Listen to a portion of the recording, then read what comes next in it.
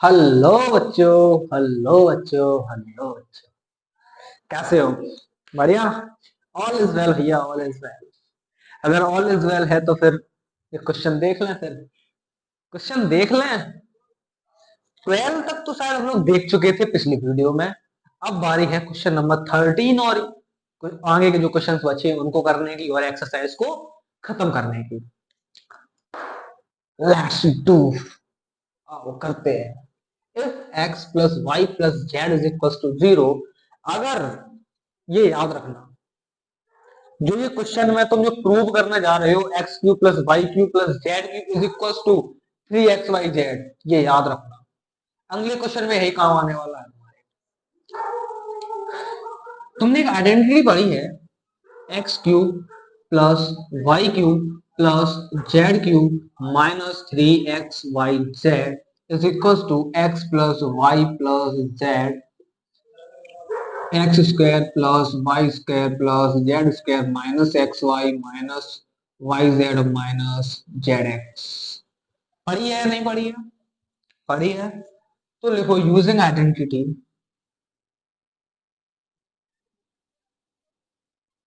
Using identity, identity का use करके put the value of X Y Z.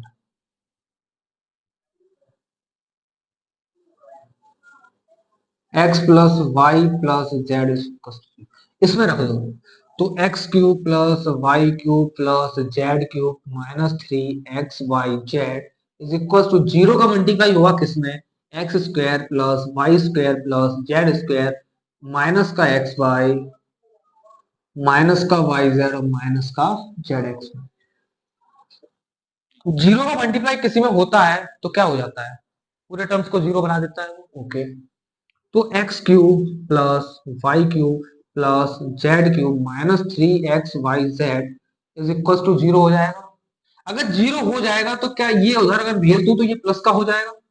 तो X cube plus Y cube plus Z cube is equal to 3xyz। अब एक बात याद रखने वाली क्या है?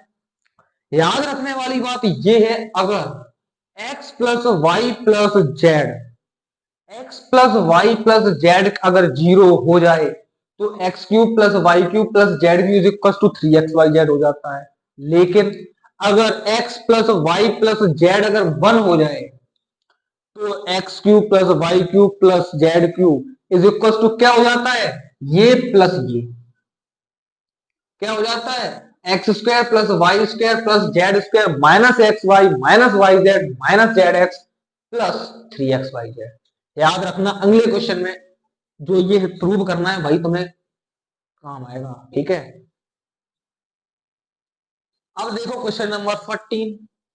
क्वेश्चन नंबर में लिखा क्या है? Without actually calculating the cubes find the value of the. तुम्हें क्या करना है? इनके क्यूब्स नहीं निकालने हैं, फिर भी इसकी वैल्यू निकालनी है। अभी तुम पढ़ के आए हो क्या, अगर x plus Y plus Z is equal to 0 हो जाए तो क्या X cube plus Y cube plus Z cube is equal to 3xyz हो जाता है। सबसे पहले चेक करो क्या x plus Y plus Z is equal to 0 होगा, यानी कि माइनस का 12 प्लस का 7 और प्लस का 5, क्या ये 0 हो रहा है? माइनस का 12 और प्लस का 12 इज इक्वल टू, हाँ सर ये 0 हो रहा है। यानी कि मैं इसमें लगा सकता हूं x cube plus Y cube plus Z cube is equal to 3xyz। Value रख दो इसमें। ये देखो वैसा ही बन गया, x cube by cube z, इसमें वैल्यू रख दो। 3 इंटू 12 माइनस का इंटू 7 इंटू 5। करो करो।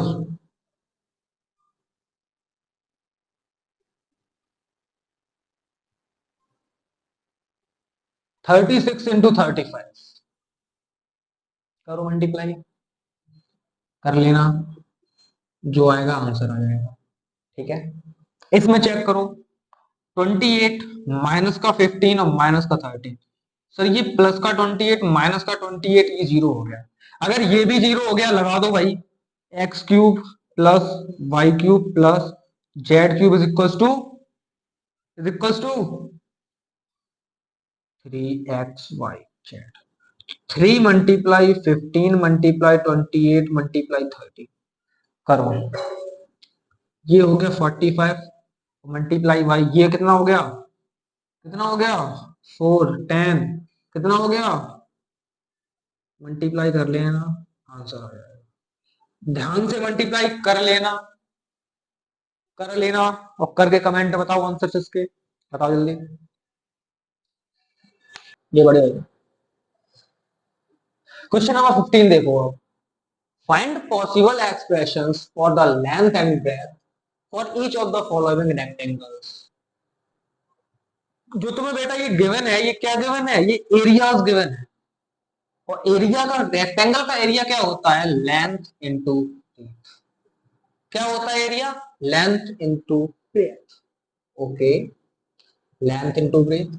अब देखो, इन एरियाज से तुम्हें लेंथ और ब्रेथ निकालनी है। अभी तक तुम पढ़ के आए थे कि अगर मुझे लेंथ गिवन है, एरिया गिवन है, तो मैं ब्रेथ निकाल लेता था। कैसे, एरिया अपॉन लेंथ कर दो तो मेरी ब्रेथ आ जाती थी। लेकिन अब तो यहाँ एक भी गिवन नहीं है। यहाँ तुम्हें ना लेंथ गिवन है ना ब्रेथ गिवन है, लेकिन तुम पढ़ के आए हो क्या, फैक्टर्स।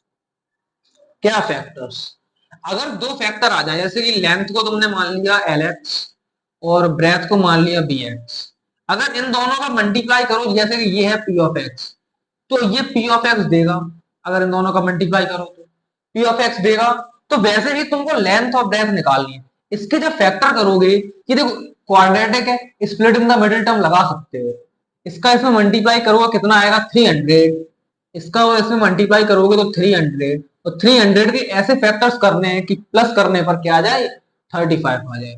सर 20 प्लस 15, एम आई राइट, ऐड करोगे इतना आएगा, मल्टीप्लाई करोगे क्या, हाँ 300 आ रहा, ठीक है इतना ही आएगा। अगर आएगा तो 25 A² minus 20 plus 15 A plus का 12, तो 25 A² माइनस का 20A माइनस का 15A प्लस का 12। इन दोनों में से कॉमन क्या लोगे 5A, तो यहां बचेगा कितना 5A और माइनस का 4। यहां से क्या लोगे 5, 5 कॉमन आ जाएगा, 5 आएगा, नहीं आएगा। क्यों नहीं आएगा, क्योंकि यहाँ पे क्या है, यहाँ पे आएगा 3, तो अंदर बचेगा 5A माइनस 4। अब देखो माइनस यहाँ से चला गया तो माइनस माइनस होता है प्लस, एक माइनस चला गया और माइनस का माइनस मल्टीप्लाई करोगे क्या आएगा, प्लस का आएगा। इतनी बात समझ में आई, ठीक है। ये दोनों अलग अलग टर्म्स में एक चीज कॉमन है, अलग निकाल लिया मैंने। एक चीज, अब तुम खुद सोचो कि इसमें से लेंथ क्या है ब्रेथ क्या है, सोचो सोचो सोचो। सपोज दैट ए की वैल्यू कितनी है 1 है, ए की वैल्यू 1। तुम्हें भी पता है कि लेंथ ज्यादा होती है ब्रेथ से, लंबाई ज्यादा होती है चौड़ाई से होती है रेक्टेंगल में, ठीक है। अगर ए की वैल्यू 1 है, ठीक है, तो 5 माइनस 4 करोगे 1 आएगा, और 5 माइनस 3 करोगे 2 आएगा। सर ये ज्यादा है, ज्यादा है। अगर ऐसे दो मान लो तो भी ज्यादा आएगा, आएगा। मैंने एक एग्जांपल लिया कि अगर ए की वैल्यू 1 आ जाए तो ऐसे ज्यादा क्यों होगा, क्योंकि इसमें से कम माइनस हो रहा है, जिसमें से कम माइनस होगा वो बड़ा होगा, सीधी सी बात। तो जो लेंथ होगी वो क्या होगी 5A माइनस 3 होगी। अब देखो यूनिट है नहीं तो हम यूनिट ही लिख दे रहे हैं। तो जो ब्रेथ होगी वो क्या होगी 5A माइनस 4। सही है। ऐसे सेकंड वाला करो, करो। ये इसमें भी एरिया गिवन है, सबसे पहले क्या करोगे मल्टीप्लाई करोगे, कितना आएगा 12 का इसमें करोगे 12 पंचे 60, और ठीक है कितना आएगा 420 आएगा 420। अब 420 के ऐसे फैक्टर्स करने हैं कि माइनस करने पर क्या आ जाए 13 आ जाए।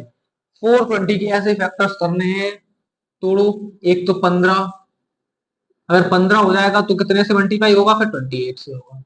अगर देखो 28 में से माइनस करो 13 आ रहा, मल्टीप्लाई करोगे आ रहा, 15 8 120, ठीक है आ रहा 420 आ रहा, आ रहा, आ रहा।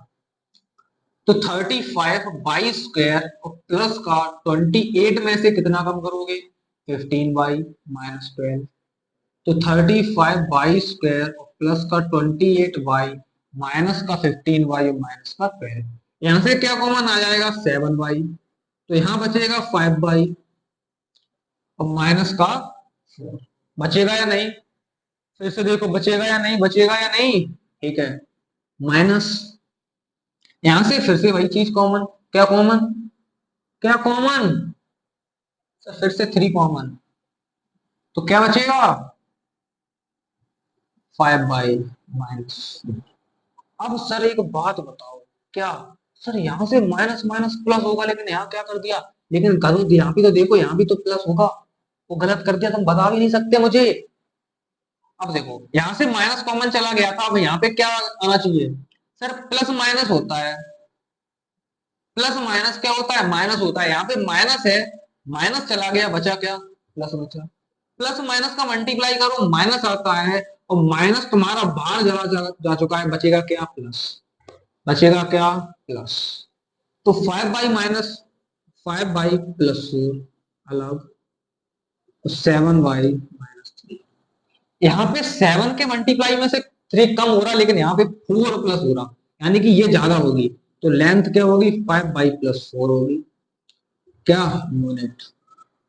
और ब्रेथ कितनी होगी, 7/-3 यूनिट।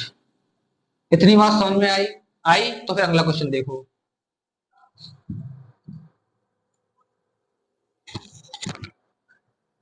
हम लोग आ चुके हैं समाप्ति की ओर। ये है हमारा इस एक्सरसाइज का और इस चैप्टर का आखिरी, अंतिम और लास्ट सवाल। देख लेते इसको। What are the possible expressions for the dimension of the cuboid whose volume are zero? Volumes तुमको गिवन है, निकालना क्या है, एल निकालना है, ब्रेथ निकालना है, हाइट निकालना है, लेंथ ब्रेथ हाइट। इसमें क्या करें सर, सबसे पहली बात एक बताओ, ये बताओ मुझे, सर स्क्वायर है, क्या इसके 3 फैक्टर्स आ सकते हैं, क्या इस है क्वाड्रेटिक, तो क्वाड्रेटिक तो तुम्हें भी पता है कि 2 फैक्टर आएंगे, लेकिन वो एक्स की वैल्यूज 2 आएंगी, यहाँ पे तुम्हें डायमेंशन निकालनी है। तो यहां से देखो तो यहाँ पे क्या आएगा, 3x कॉमन आ जाएगा, तो x-4 बचेगा। अब देखो मल्टीप्लाई में क्या क्या है, 3 × x × x-4, तो तुम्हारी जो लेंथ, मान लो कि लेंथ 3 है, ब्रेथ x है, और हाइट कितनी है, x-, तीनों अलग अलग मिल गई, मिल गई। सेकंड क्वेश्चन में ऐसे ही देखो, सबसे पहले कॉमन क्या लोगे, कॉमन आ जाएगा 4k, बचेगा क्या, 3y² माइनस प्लस का 2y-5। अब देखो अंदर 2 ही टर्म्स आए हैं, तो के, बेटा के तो यहाँ कांस्टेंट है, के यहाँ टर्म नहीं है, या तो y आ जाता तो y अलग एक्सप्रेशन हो जाता, क्योंकि हमारे जो इक्वेशन है वो y के टर्म्स में है, लेकिन यहाँ तो के क्या है, कांस्टेंट है, यहाँ 4 के एक टर्म है, तो 4 के एक टर्म है, मल्टीप्लाई हुई। अब इसके फैक्टर्स करो 15, 3 5 15 के ऐसे फैक्टर करो कि माइनस करने पर क्या है, 2 आए, और मल्टीप्लाई करने पर क्या है, 3 आए। सर 5-3 2 आएगा, तो 3y² और प्लस का 5y और माइनस का 3y। समझ में आया इतनी बात, ओके। तो 4k, इन दोनों में से क्या कॉमन, कुछ कॉमन नहीं, लेकिन y कॉमन है, तो अंदर क्या बचा, 3y और प्लस का 5, यहाँ पे 1 माइनस का 1 कॉमन, तो 3y+5। तो 4 के एक अलग हो गया, इन दोनों में कॉमन क्या है, 3y+5 कॉमन एक है, और क्या है, y-1। तो जो तुम्हारी लेंथ हो गई वो 4k हो गई, ब्रीथ हो गई वो 3y+5 हो गई, और हाइट क्या हो गई, y-1। समझ में आए दोनों क्वेश्चन, समझ में आए क्या दोनों क्वेश्चन, अगर समझ में आए हैं तो फिर थैंक यू एवरीवन, आपका चैप्टर यहाँ होता है समाप्त, खत्म, टाटा बाय। कोई सा भी क्वेश्चन, पूरी वीडियो देखना, सारी की सारी चैप्टर सेकंड्स की, कोई सा भी क्वेश्चन अगर तुम्हें समझ में ना आया हो, कोई सी वीडियो में कोई सा डाउट हो, तुम कमेंट करना, हमें, हम आपको प्रोवाइड करने की कोशिश करेंगे, ठीक है। तो फिर मिलता हूं आप लोगों से अगली वीडियो में एक अगले नए चैप्टर के साथ, तब तक के लिए हैव अ नाइस डे और थैंक यू।